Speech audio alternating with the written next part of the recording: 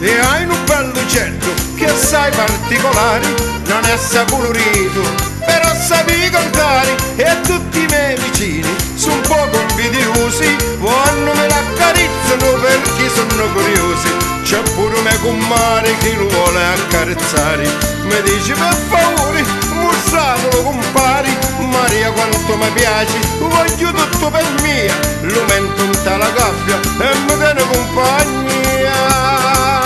E Cio, quando sento m'arrecrio, lunga testa sbattelare, datemi la mia compare. E Cio, ciao, succede una rarità, un colore come guaglia, dai ma timo non t'aggabbia.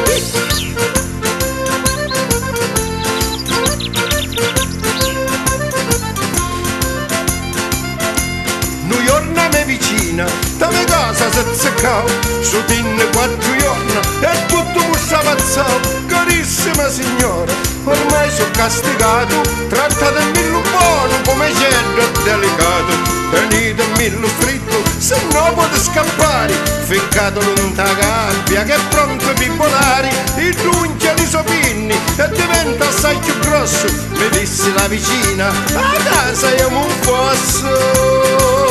E Cio, quando sento m'arrecrio, lunga testa sbatti l'ali, datemi la mia compare. E Cio, ciao, succede una rarità, un colore come guaglia, dai, mentivo, non t'aggabbia.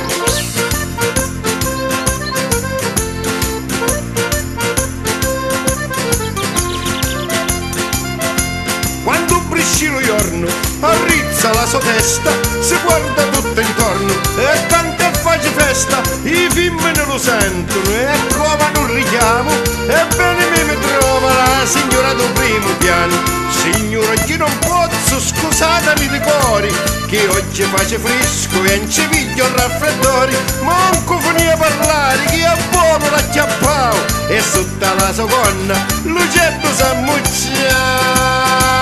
E Cio, quando sento m'arrecrio, lunga testa sbatti l'ali, datemi la mia compare. E Cio, ciao, succede una rarità,